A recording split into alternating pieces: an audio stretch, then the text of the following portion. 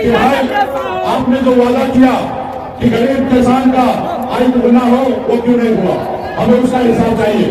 आपने वादा किया था कि हर साल युवा को नौकरी देंगे, 2 करोड़ युवा को। आपने 10 साल से सत्तान है, हमारा युवा बेरोजगार क्यों है, वो भटक क्यों रहा, उनको नौकरी क्यों नहीं मिल रहा? आपने कहा था कि विदेश से काला धन लाएंगे, आपने विदेश से काला धन क्यों मिला? हम लोग अटल बिहारी वाजपेयी जी के बताए रास्ते पे चलने वाले लोग हैं। वो कहे थे कि विपक्ष जो है हमारा दुश्मन नहीं है, विपक्ष जो है हमारा तीसरी आंख है, जो हमसे नहीं दिखता है वो हमें विपक्ष दिखाता है और वो काम हम करते हैं। लेकिन आज का जो सरकार है वो विपक्ष नहीं मानता है, विपक्ष अपना नेता नहीं मानता, वो अपना दुश्मन मानता है, उसको आगे बढ़ने नहीं देता है। इसके साथ हम लोग सामाजिक न्याय को मजबूती देने के लिए लड़ा लड़ रहे हैं। हमारा संविधान सुरक्षित है। संविधान में बाबा साहब भीमराव अम्बेडकर ने हमें जो ताकत दिया है, वो ताकत के साथ हम लोग काम करें। आज बताइए, हम एक गरीब मछुआरा का बेटा है, ऐसे घर में हम जन्म लिए जिस घर में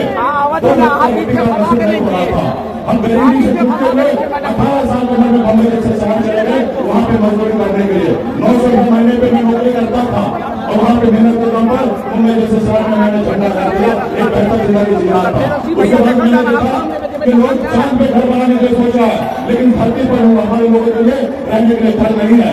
मैंने बम्बई के आशीर्वाद जिंदगी को छोड़कर पिछले 10 सालों से दिन मैदान दुनिया मवा चाय प्यार बनपर गंगोता केवल सभी जाति निषाद के सभी जाति के लिए हक अधिकार के लिए लड़ा लड़ रहा हूँ। कि अगर बंगाल में निषाद को आरक्षण है तो बिहार में क्यों नहीं? दिल्ली में आरक्षण है तो बिहार में क्यों नहीं? इसकी लड़ाई लड़ रहा था साथियों। उसके बाद हमने 2019 में हमने पार्टी बनाया। आपने देखा कि कैसे एक अति पिछड़ा महिला का बेटा बिहार में लड़ाई लड़कर 4 विधायक हमने बनाया था। हम बिहार में काम कर रहे थे, अपने लोगों के अधिकार की बात कर रहे थे, उनको आगे बढ़ाने की सोच रहे थे। लेकिन आप देखा हमारे साथ क्या हुआ, हमारे विधायक को खेल दिया, हमको सरकार से बात कर दिया जो सरकार हमने बनाया। अगर हम नीतीश कुमार जी को समर्थन नहीं देते तो 2020 में वो सरकार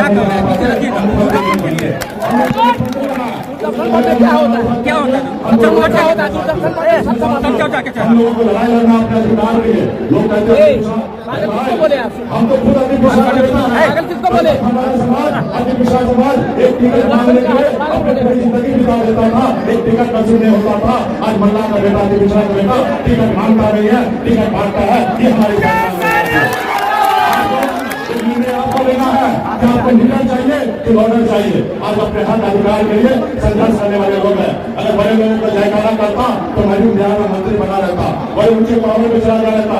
लेकिन हम सामाजिक न्याय को मानने वाले लोग हैं, गरीब पिछड़ा हक अधिकार जगाने वाले लोग हैं। हम उसके लिए संघर्ष करेंगे, अंतिम सांस तक संघर्ष करेंगे साथियों। इसलिए साथियों, यहाँ पे आपका अपना प्रत्याशी भाई सुमन महाशय जी यहाँ पे हमारे यहाँ पे प्रत्याशी बने हैं।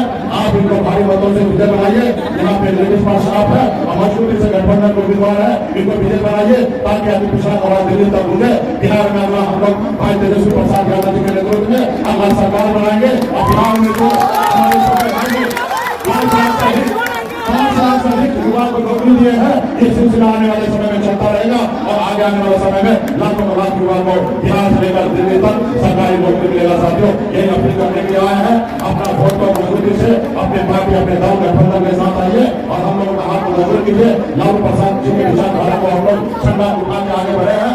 आप लोगों के साथ रहेगा अंतिम सांस तक और अंतिम सांस तक हम लोग लड़ाएंगे। और मधुबनी लोकसभा से हमारे भाई बड़े भाई काफी साथ वहाँ के प्रत्याशी बने हैं, वहाँ पे भी हम आएंगे, प्रचार करेंगे और मजबूती से ये बैठ हमारा है। और आने वाले समय में आपको बात को मजबूती देना तो कर्पूरी ठाकुर जी को विचारधारा को आगे बढ़ाकर मजबूती से सामाजिक न्याय को आगे बढ़ाएंगे।